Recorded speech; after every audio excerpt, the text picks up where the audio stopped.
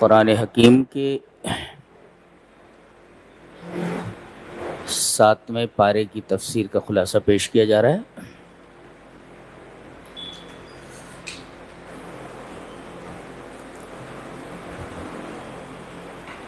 سورہ مائدہ چل رہی ہے۔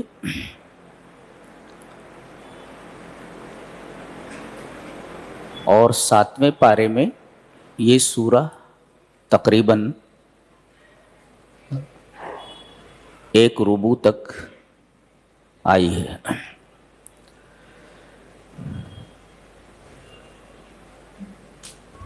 سورہ مائدہ کی ایک سب سے بڑی خصوصیت یہ ہے کہ اس میں 88 مرتبہ 88 ٹائمز 88 مرتبہ یا ایھا الذین آمنو پورے قرآن میں جو آیا ہے ان میں سے 18 صرف اسی میں آیا ہے۔ پورے قرآن حکیم میں یا ایھا الذین آمنو 88 مرتبہ آیا ہے، جن میں سے 18 مرتبہ صرف اسی سورہ کے اندر آیا ہے۔ یہ اس سورہ کی بہت بڑی خصوصیت ہے۔ اس میں ایک بڑی اہم بات بیان کی گئی ہے کہ یا ایھا الذین آمنوا اتقوا اللہ وابتغوا الیہ الوسیلہ وجاہدوا فی سبیلہ۔ وسیلہ کی 3 قسمیں ہیں، ایک ہے جائز، ایک ہے بدعی اور ایک ہے شرکی۔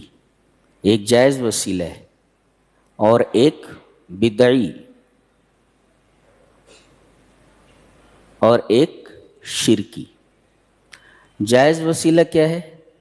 اللہ تبارک و تعالیٰ کے اسماء حسنی کا وسیلہ، جیسے دعائے کرب میں ہے کہ کسی آدمی کو اگر کوئی تکلیف ہو تو یہ دعا پڑھے، کیا؟ اللہم انی عبدک ابن عبدک ابن امتک ناصیتی بیدک ماضٍ فی حکمک عدل فی قضاؤک اسألک بکل اسم هو لک سمیت به نفسک او انزلتہ فی کتابک او علمتہ احدا من خلقک او استاثرت به فی علم الغیب عندک ان تجعل القرآن ربیع قلبی ونور صدری وجلاء حزنی وذہاب ہمی وغمی۔ یہ حدیث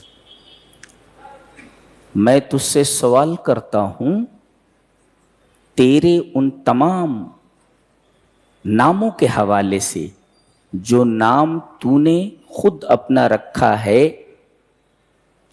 یا تو نے اپنی کسی مخلوق کو بتا دیا ہے، اور ان ناموں کے حوالے سے بھی، وسیلے سے بھی، جو نام ابھی خزائن غیب سے باہر ہی نہیں آئے۔ اللہ،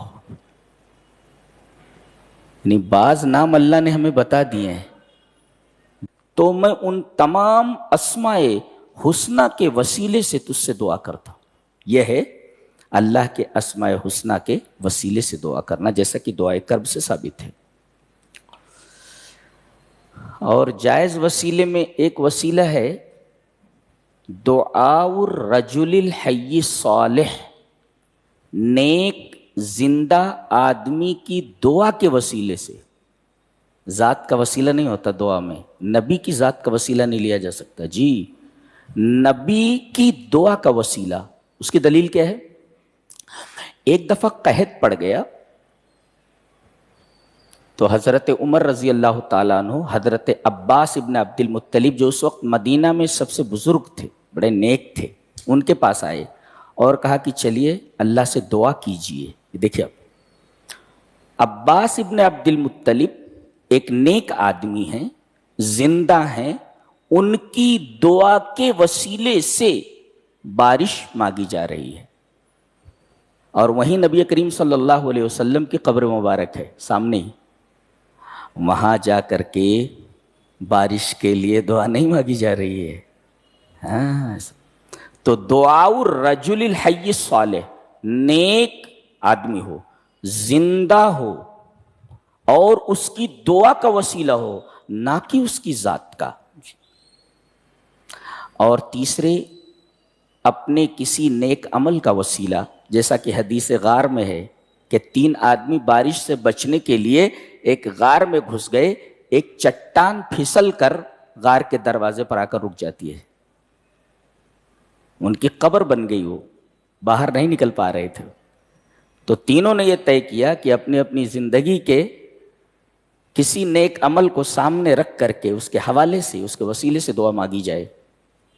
تینوں نے ایک ایک عمل، جیسا کہ آپ کو معلوم ہے، ایک ایک عمل کا وسیلہ لے کر کے دعا مانگی، اور ہر بار چٹان تھوڑی تھوڑی سرک جاتی تھی، یہاں تک کہ تیسرے نے جب اپنے عمل کے وسیلے سے دعا مانگی تو چٹان اتنی نیچے آ گئی کہ اس سے آدمی باہر نکل سکتا تھا۔ تو ایک اللہ کے اسماء حسنہ کے وسیلے سے، کسی زندہ نیک آدمی کی دعا کے وسیلے سے، اور اپنے کسی نیک عمل کے وسیلے سے دعا مانگے۔ جی، کہے اللہ سے، اے اللہ میں نے ایک عمل کیا تھا، اگر وہ عمل تجھے پسند ہے تو میں اس عمل کے حوالے سے، وسیلے سے دعا مانگتا ہوں کہ میری یہ دعا قبول کر لے۔ جی، یہ ہے جائز دعا جس کی 3 شقیں، اور ایک ہے بدعی دعا، جیسے کسی کے جاہ سے دعا مانگنا، کسی کے طفیل سے، محمد کے طفیل سے یہ دعا قبول کر لے صلی اللہ علیہ وسلم، جائز نہیں ہے۔ جی جی، کسی کا طفیل بجاہ النبی صلی اللہ علیہ وسلم، ہذا غلط، صحیح نہیں ہے، یہ شرک تو نہیں مگر وسیلے شرک ہے۔ اور تیسرا جو شرکی ہے، کسی مردے سے دعا مانگنا، کسی قبر کے اوپر جا کر کے اس سے استمداد کرنا کہ بابا میرا یہ کام کر دیجئے، تو چونکہ یہ استمداد بالموتى ہے، استمداد بالمیت ہے، ہذا حرام، شرک ہے یہ۔ لہذا یہ 3 قسم کے وسیلے ہیں، جس میں ایک جائز ہے، ایک بدعی ہے، اور ایک شرکی ہے۔ ایک جائز، ایک وسیلے شرک، ایک ڈائریکٹ شرک۔ جی، یہاں ایک بات کہی جا رہی ہے کہ یا ایھا الذین آمنوا لا تحرموا الطیبات ما احل اللہ لکم، اللہ نے جو چیزیں حلال کر دی ہیں تم نے حرام نہیں کر سکتے۔ نبی کریم صلی اللہ علیہ وسلم نے شہد اپنے اوپر حرام کر لیا تھا، تو اللہ تبارک و تعالی نے پوری سورہ اتاری جس کا نام ہی سورہ تحریم ہے، یا ایھا النبی لم تحرم ما احل اللہ لک، اے نبی وہ چیز تم کیوں حرام کرتے ہو اپنے اوپر جو اللہ نے تمہارے لیے حلال کر دیا۔ اس کا مطلب تحلیل اور تحریم کا جو منصب ہے، تحلیل اور تحریم کا جو حق ہے، وہ صرف اللہ تبارک و تعالیٰ کو حاصل ہے۔ بغیر اللہ تبارک و تعالیٰ کی اجازت کے نبی بھی کوئی چیز حلال نہیں کر سکتا، کوئی چیز حرام نہیں کر سکتا۔ یہ دیکھیے، بغیر اللہ کی اجازت کے نبی کریم صلی اللہ علیہ وسلم نے اپنے اوپر ایک چیز حرام کر لی تو اس پر آیت کریمہ اتر گئی کہ وہ چیز کیوں حرام کرتے ہو اپنے اوپر جو اللہ نے تمہارے لیے حلال کر دیا۔ تو اللہ نے جس چیز کو حلال کر دیا اس کو حرام نہیں کر سکتے، اور جس چیز کو حرام کر دے اسے حلال نہیں کر سکتے۔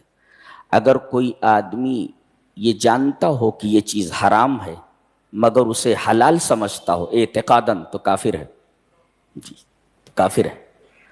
اور اگر کسی چیز کو اپنے اوپر حرام کرتا ہے رہبانیت کی وجہ سے تو یہ بھی جائز نہیں ہے، یہ بھی حرام ہی ہے۔ تو کسی مباح چیز کے بارے میں آدمی کو چاہیے کہ اس سے پرہیز نہ کرے، کوئی جائز چیز ہے تو۔ اب اس کی 2 صورتیں ہیں، آدمی کو وہ چیز پسند نہیں ہے، ناگوار ہے، بعض چیزیں بعض کو پسند نہیں ہوتی ہیں لہذا وہ اس کو استعمال نہیں کرتے، یہ تو جائز ہے، صحیح ہے۔ لیکن ایک آدمی یہ کہتا ہے میں ایک عمل کر رہا ہوں، اس وجہ سے میں پیاز نہیں کھاتا، ایک عمل کر رہا ہوں جس کی وجہ سے میں لہسن نہیں کھاتا، یہ جائز نہیں ہے۔ جی، کون سا عمل کر رہے ہیں کہ اللہ تبارک تعالیٰ کی ایک جائز چیز کو آپ حرام کر رہے ہیں اپنے اوپر؟ جی، اگر کوئی آدمی اپنے اوپر کسی چیز کو حرام کر لے یا قسم کھا لے تو کفارہ یمین دینا پڑتا ہے، بتایا گیا۔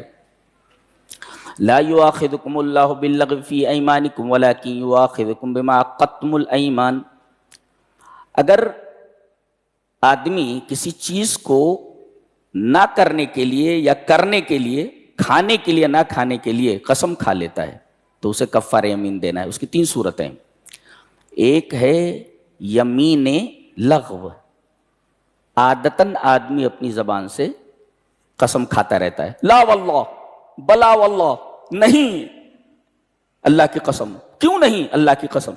تو آدمی کی عادت ہے، اس عادت کے تحت وہ بولتا رہتا ہے. اس کو یمین لغو کہتے ہیں. اس پر گرفت نہیں، اس پر کوئی گناہ نہیں ہے، اس پر کوئی کفارہ نہیں، عادتاً بولتا رہتا. اور ایک ہے یمین غموس. یمین غموس کا مطلب ہے آدمی کسی کو فریب دینے کے لیے، دھوکہ دینے کے لیے جان بوجھ کر کے قسم کھائے. اس پر کفارہ نہیں ہے، اتنا بڑا گناہ ہے، اس پر صرف توبہ ہے. جی، کسی کو دھوکہ دینے کے ارادے سے اگر آدمی قسم کھاتا ہے، جی یہ مال ہے 100 روپے کا ہے، لیکن وہ قسم کھاتا ہے کہ 1000 میں نے خریدا ہے، 1200 کا دے رہا ہوں، ظاہر ہے کہ یہ حرام ہے، یہ ناجائز ہے. کسی کو دھوکہ دینے کے لیے جان بوجھ کر کے آدمی قسم کھائے تو اس یمین کو، اس قسم کو یمین غموس کہتے ہیں. اس کا کفارہ نہیں ہے، اتنا بڑا گناہ ہے کہ اس پر صرف توبہ ہے ایک. اور تیسری قسم ہے وہ ہے یمین منعقدہ. کسی جائز چیز کے بارے میں آدمی قسم کھا لے، اللہ کی قسم میں ٹھنڈا پانی نہیں پیوں گا. اللہ کی ایک جائز چیز ہے نا ٹھنڈا پانی پینا. اب آدمی کہہ دیتا ہے اللہ کی قسم میں ٹھنڈا پانی نہیں پیوں گا، تو کیا کرے؟ قسم کو توڑ دے. جی، قسم کو توڑ دے اور کفارہ یمین ادا کرے. اور کسی چیز کو اگر اپنے اوپر حرام کر لیا ہے تب بھی کفارہ یمین دے. نبی کریم صلی اللہ علیہ وسلم نے اپنے اوپر جو شہد کو حرام کر لیا تھا، آپ کو کفارہ یمین دینا پڑا تھا. کفارہ یمین 3 چیزیں ہیں، وہ دیکھیے.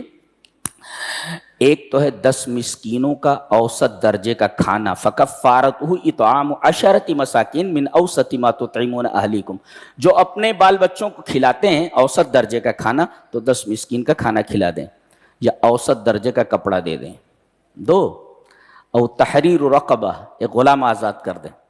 اور اگر یہ بھی نہیں ہے، آج ہو سکتا ہے دنیا کے کسی ریموٹ کارنر پہ ہو، تو نہیں ہے غلام آزاد کرنے کا معاملہ. فمن لم یجد، اگر یہ بھی نہ ہو سکے تو 3 دن کا روزہ ہے.